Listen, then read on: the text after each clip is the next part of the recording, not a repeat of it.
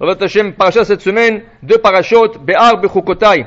Dans la parasha de Be'ar, il est écrit, Vechitim keru mimkar la'amitecha, okano miad amitecha, al tonu ishitachiv. Dit la Gemara, quand tu veux acheter, tu achètes de ton frère.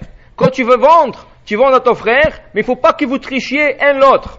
Qui veut dire, il y a deux magasins. Un magasin d'un juif, un magasin d'un non-juif. Et le prix est presque le même. Il faut que tu préfères rentrer dans le magasin du juif acheter, et pas acheter chez quelqu'un d'autre. Il faut supporter un l'autre. La même chose, quand il y a deux acheteurs, et ils t'offrent presque le même prix. Alors il faut que tu préfères ton frère. Tu donnes la priorité à ton frère d'acheter de toi que de donner à quelqu'un d'autre, parce qu'il faut qu'on se supporte nous-mêmes, un avec l'autre. Seulement, il ne faut pas se tricher. Il ne faut pas que tu abuses. Tu dis, celui-là, Baruch Hashem, quand je lui a donné, alors je vais lui augmenter le prix. C'est pas comme ça. C'est ça? Ou tu dis, l'autre il est ignorant, il ne connaît pas le marché, je vais lui augmenter le prix. Il ne faut pas. Il faut. Non. Business, quel business? Business, ça veut dire qu'il faut que tu sois honnête. C'est ça le business. Alors voilà une question d'affaires qui a été soulevée dernièrement en Israël. En Israël, il y avait deux hommes d'affaires non religieux. Baruch Hashem, Akadosh Baruch Hu leur a donné la chance, ils ont acheté un grand magasin. Beaucoup de pieds carrés. Maintenant, comme c'est des hommes d'affaires, tout de suite, ils leur ont monté à l'idée une affaire extraordinaire. Ils ont divisé tout le local en deux. Et même quand ils ont divisé le local en deux, ils avaient deux grands magasins chacun. Ils étaient associés, mais chacun a pris sur lui de gérer une deux magasins. Qu'est-ce qu'ils ont fait cela? Qu'est-ce qu'ils ont fait? Ils ont acheté la même marchandise dans les deux magasins. C'était les habits. Des costumes, des chaussures, des bas, des chemises, tout, des cravates, tout. Mais la même marchandise. Ils l'ont divisé en deux. Qu'est-ce qu'ils ont fait? Dans un magasin, ils ont chargé le prix normal. Exemple, le costume, 100 shekels, 1000 shekels. Ils ont mis 1000 shekels à la vitrine. Soit disant le concurrent, qui est le magasin collé, mais c'est le même propriétaire, il a mis spécial 600 shekels.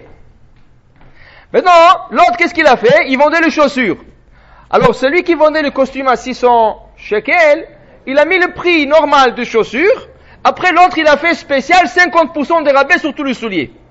Le client, quand ils allaient, ils voulaient acheter le costume ici. Ils disaient, ah, regarde, il y a un bon rabais ici. Ils allaient acheter le costume là-bas. Et ensuite, ils allaient acheter le chaussure.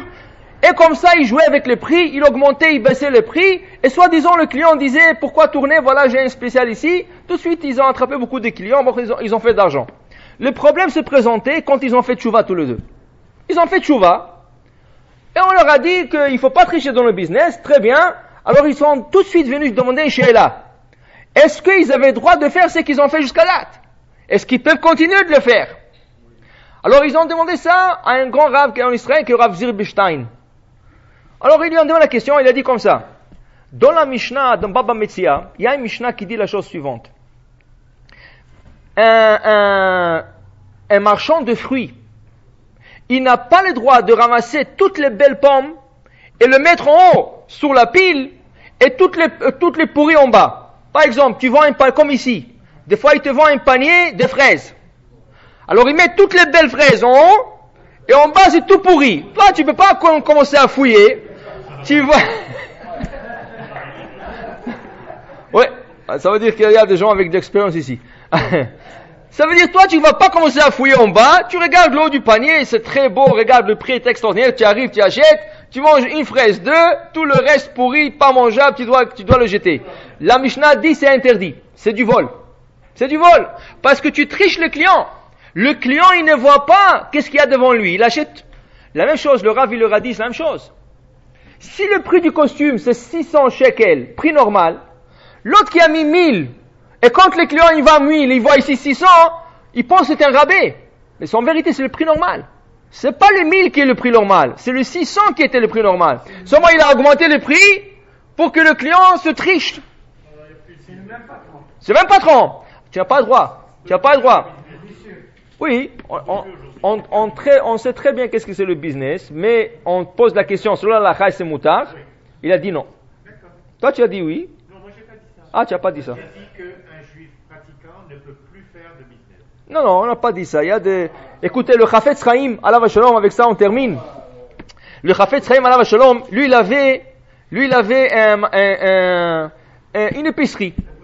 Et le non-juif venait acheter chez le Chafetz Chaim. Un jour, il y a un goy qui est rentré dans le magasin, un non-juif. Il a acheté du poisson salé, le hareng. Maintenant, il a payé et tout. Il est parti. Après une demi-heure, le Chafetz Chaim, il a trouvé le paquet du poisson salé que le goy, il a oublié. Il a payé, mais il a oublié. Il est parti. Maintenant, lui, il a attendu toute la journée que ce goy revienne. Il a dit, c'est sûr qu'il va revenir. Il n'est pas venu. Il a dit, alors je le garde pour demain. Le lendemain, le goy n'est pas venu. Qu'est-ce qu'il a fait? Il a pris un tonneau avec le poisson salé. Il savait plus ou moins dans quelle ville habite ce goy. Il est parti dans la ville, il a mis une pancarte. Le goy, il a acheté 2 poissons. Chaque famille a le droit de 2 poissons. Gratuitement. Pourquoi? Avec espérance que ce goy vient pour prendre, et là, il va lui remettre ses poissons. Regardez jusqu'à où le Chafetz Chaim faisait très très attention, même que le gars, il est parti déjà. Alors il a payé, il est parti, c'est comment faute?